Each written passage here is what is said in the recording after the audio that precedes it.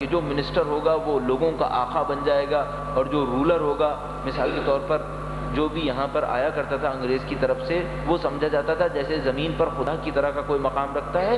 ایسی ہی ایک صورتحال ہمیں یہاں پر بھی نظر آ رہی تھی کہ یہاں کا رولر اپنے آپ کو اس اسٹیٹس کے اندر سمجھا کرتا تھا۔ تو وہ جو عوام کے ساتھ خلوص ہو، عوام کے ساتھ ہمدردی ہو، اور ان سے مل کر ایک ملک کی تشکیل پانے کی کوشش کی جاتی، ایسی کوئی کوشش ہمیں نظر نہیں آتی۔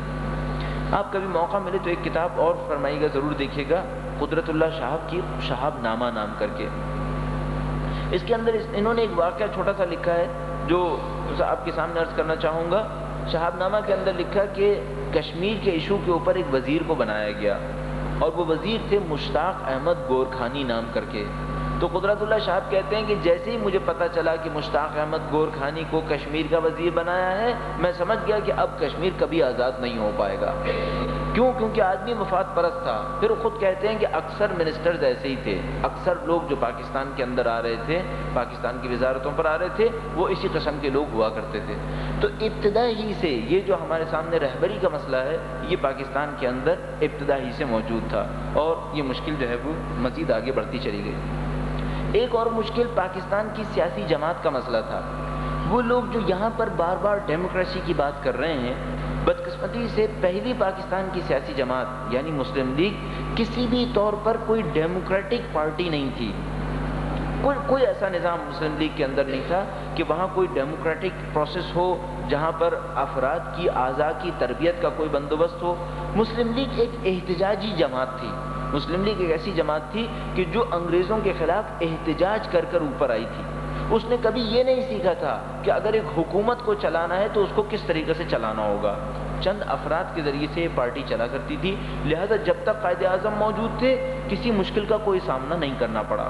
اور پھر جیسے ہی قائد اعظم کی وفات ہوئی، عجیب و غریب کام ہونا شروع ہو گئے۔ اب مثال کے طور پر بہت چھوٹا سی ایک بات میں آپ سے عرض کروں گا۔ قائد اعظم گورنر جنرل تھے اور لیاقت علی خان وزیر اعظم تھے۔ جب قائد اعظم کا انتقال ہوا تو گورنر جنرل ہو گئے خواجہ ناظم الدین اور وزیر اعظم ہو گئے لیاقت علی خان۔ اب آپ ذرا تصور فرمائیے گا، گورنر جنرل کی پوسٹ بڑی پوسٹ ہے یا وزیر اعظم کی پوسٹ بڑی پوسٹ ہے؟ تو بڑی پوسٹ اس زمانے میں گورنر جنرل کی ہوا کرتی تھی، اور پہلے گورنر جنرل قائد اعظم تھے تو گورنر جنرل کی پوسٹ بڑی تھی۔ اس کے بعد لیاقت علی خان خواجہ ناظم الدین کے مقابلے میں وزیر اعظم تھے، تو پھر وزیر اعظم کی پوسٹ بڑی پوسٹ ہو گئی، اور جو وزیر اعظم کہتے تھے وہی ہوا کرتا تھا۔ یعنی نظام عہدوں پہ نہیں چلتا تھا، نظام شخصیت کے اوپر چل رہا تھا۔ اور بہت دفعہ ایسا ہوتا تھا کہ گورنر جنرل سے کنسلٹ ہی نہیں کیا جاتا تھا کہ کوئی کام کس طریقے سے ہونا ہے۔ کیوں؟ کیونکہ گورنر جنرل کا مسئلہ عہدے کا مسئلہ نہیں تھا، شخصیت کا مسئلہ تھا۔ جہاں بھاری شخصیت ہوتی تھی وہیں پر نظام چلا کرتا تھا۔ تو یہ نظام اسی طریقے سے چلتا رہا، اور ہم سمجھتے ہیں کہ پاکستان کی خرابی میں وہیں سے برے لوگوں کی آمد شروع ہو گئی۔ برائی اپنے عروج پر اس ابتدائی 10 سال میں کہاں پر پہنچی؟ ہمارے خیال میں اس ابتدائی 10 سال میں جو سب سے بڑی خرابی ملک کے اندر ایجاد ہوئی، وہ یہ کہ سیاست دانوں نے اپنے مفادات کو حاصل کرنے کے لیے فوج کو باقاعدہ حکومت کے اندر دعوت دے دی۔ اور اس کا طریقہ کار یوں تھا کہ جب غلام محمد گورنر جنرل بنا تو اس نے اپنے منسٹرز کو کنٹرول کرنے کے لیے کہ منسٹرز میرے خلاف کوئی اور الٹی سیدھی حرکت نہ کریں، وزیر دفاع فوجی کو بنایا۔ وہ فوجی جب وزیر دفاع بنا، پھر جب وہ صدر بنا تو اس نے ایک اور وزیر دفاع یعنی ایوب خان، ان کو اپنا وزیر دفاع بنایا تاکہ وہ منسٹرز کو کنٹرول کر سکیں۔ بہت جلد فوجیوں نے اس بات کو احساس کیا کہ اس ملک کے جو پولیٹیشنز ہیں، سیاست دان ہیں، وہ ہمارے ذریعے سے باقی سیاست دانوں کے اوپر قدرت کر رہے ہوتے ہیں، تو کیوں نہ ہم خود قدرت کریں۔ سب سے پہلے جس کو اس بات کا احساس ہوا وہ ایوب خان تھا۔ 1958 میں اسکندر مرزا نے اپنے ہی بنائے ہوئے قانون کو ختم کیا، اور جب ختم کیا تو اس کے بعد ایوب خان کے لیے راستہ بالکل صاف ہو گیا کہ وہ مارشل لاء کو اناؤنس کریں اور مارشل لاء کے ذریعے سے حکومت کے اوپر قابض ہو جائیں۔ آپ کو ایک چارٹ دیا گیا ہے، ایک پیپر دیا گیا ہے جس کے اندر حکومت میں آنے والی تبدیلیوں کو بیان کیا گیا ہے کہ کون سے وقت میں کون سی حکومت رہی ہے، ایک پیپر کے اوپر اس کو لکھا گیا ہے، تو وہ آپ بعد میں اس کو دیکھ لیجئے گا۔ 1958 میں یہ پہلا مارشل لاء پاکستان کے اندر لگ گیا۔ یہ مارشل لاء ابتدائی طور پر ملک کے لیے مفید ثابت ہو رہا تھا۔ ابتدائی طور پر ملک کے اندر آرگنائزیشن بہت زیادہ بڑھ گئی تھی۔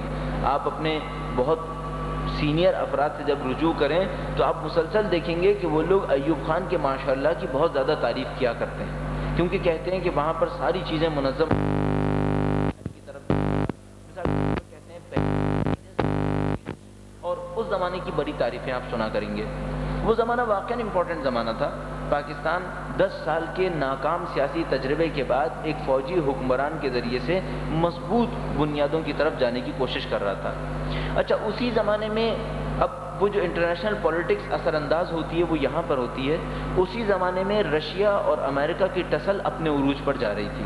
رشیا اور امریکہ کی جو کولڈ وار کی ٹسل تھی وہ اپنے سخت عروج پر تھی، اور پاکستان کو فیصلہ کرنا تھا کہ اس نے ظاہر ہے یا رشیا کا ساتھ دینا ہے یا امریکہ کا ساتھ دینا ہے۔ اس سے پہلے لیاقت علی خان امریکہ کا دورہ کر کے یہ ظاہر کر چکے تھے کہ ہم امریکہ ہی کا ساتھ دینا چاہیں گے۔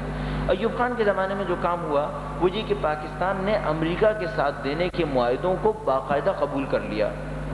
بدقسمتی یہ رہی کہ جب ان معاہدوں کو قبول کیا تو امریکہ سے اپنے لیے کچھ حاصل نہیں کیا، یعنی معاہدے قبول کیے کہ ہم رشیا کے خلاف جنگ میں امریکہ کا ساتھ دیں گے، لیکن اپنے لیے کچھ نہیں لیا کہ اگر ہمارے اوپر انڈیا حملہ کر دیتا ہے تو کیا امریکہ بھی ہمارا ساتھ دے گا؟ ایسی کوئی بات حاصل نہیں کی گئی، یعنی دشمنیاں مول لے لیں لیکن اپنے لیے، اپنے پروٹیکشن کے لیے کوئی کام نہیں ہوا۔ اس زمانے میں اسی تناظر کے اندر کہ امریکہ رشیا کی قدرت کو بہت زیادہ آگے بڑھتا دیکھ رہا تھا، اس نے مختلف ملکوں کے اندر اقتصادی ریفارم کا پروگرام جاری کیا، اقتصادی طور پر ملکوں کو بہتر بنانے کا پروگرام جاری کیا، اور اس سلسلے میں پاکستان کو بھی قرضے دینے کا آغاز ہو گیا۔ یہ جو ہم قرضوں کی داستان سنتے ہیں اس کی ابتدا ایوب خان کے زمانے سے، جہاں پر پاکستان نے قرضے لینا شروع کیا۔ قرضے لینے کے نتیجے میں کچھ اقتصادی ترقی بھی یہاں پر حاصل ہوئی، لیکن مجموعی طور پر میں سمجھتا ہوں کہ 5 بڑی خرابیاں ہیں جو ایوب خان کے دور میں پاکستان کے اندر آ گئی تھیں۔ پہلی بات تو یہ کہ جو سیاسی، عوامی سیاسی نظام تھا وہ سارا کا سارا کولیپس کر گیا تھا۔ ایوب خان ملٹری ڈکٹیٹر کے طور پر حکومت کرنے آئے، انہوں نے تمام پولیٹیشنز کے اوپر اکاؤنٹیبلٹی شروع کی، چند رولز بنائے، اس کے تحت کسی کے اوپر 10 سال پابندی، کسی کے اوپر 5 سال پابندی، اس طرح کی پابندیاں لگانا شروع کر دیں۔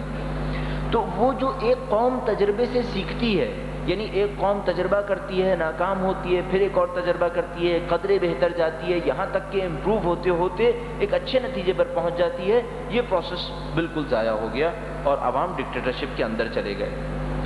دوسری خرابی یہاں سے ہوئی کہ اسلام کا نام ابھی بھی پوری قدرت سے موجود تھا، لیکن کسی لیڈر کا تعلق اسلام سے کسی بھی حد تک نہیں تھا۔ ہم سمجھتے ہیں یہ قدرت آج بھی موجود ہے، یہ خرابی آج بھی موجود ہے کہ ہمارے ہاں 2 قسم کے لیڈر پائے جا رہے ہیں، یا وہ پولیٹیکل لیڈر ہیں جن کا اسلام سے کوئی تعلق ہے ہی نہیں، نام تو سب استعمال کر رہے ہیں، کوئی تعلق نہیں ہے اسلام سے، جیسے کہ مثال کے طور پر ابھی ہمارے پاس یعنی جو پوزیشن ہے وہ یہ کہ بے نظیر کو آپ دیکھ لیجئے، نواز شریف کو دیکھ لیجئے، یا جنرل پرویز مشرف کو دیکھ لیجئے، سب اسی کیٹیگری کے اندر ہیں کہ جن کا اسلام سے کوئی تعلق نہیں ہے لیکن اسلام کے نام کو سب استعمال کرتے ہیں۔ یا وہ گروپ ہیں جن کا اسلام سے تعلق ہے لیکن انتہائی نااہل ہیں، انتہائی فتنہ پرور ہیں کہ اگر آ بھی جائیں اسلام کے نام پر تو وہ اسلام کے نام پر اس حکومت کو اور برائی کی طرف شاید لے جائیں گے۔ اس زمانے میں بھی ایسے ہی تھا، اسلام کا نام تھا لیکن لیڈروں کا اسلام سے کوئی تعلق نہیں تھا۔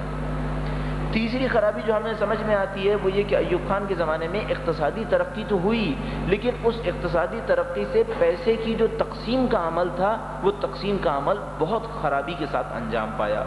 نتیجہ یہ کہ وہ جو پہلے ہی جاگیردارانہ نظام تھا، یعنی ایک چھوٹا سا جملہ اس طرح سے کہا جاتا ہے کہ جو پہلے جاگیر تھا اب سرمایہ دار بن گیا، جو پہلے جاگیردار تھا اب سرمایہ دار بن گیا، یعنی اگر پہلے کسان کے پاس کچھ تھا تو اب مزدور کے پاس وہ بھی نہیں تھا۔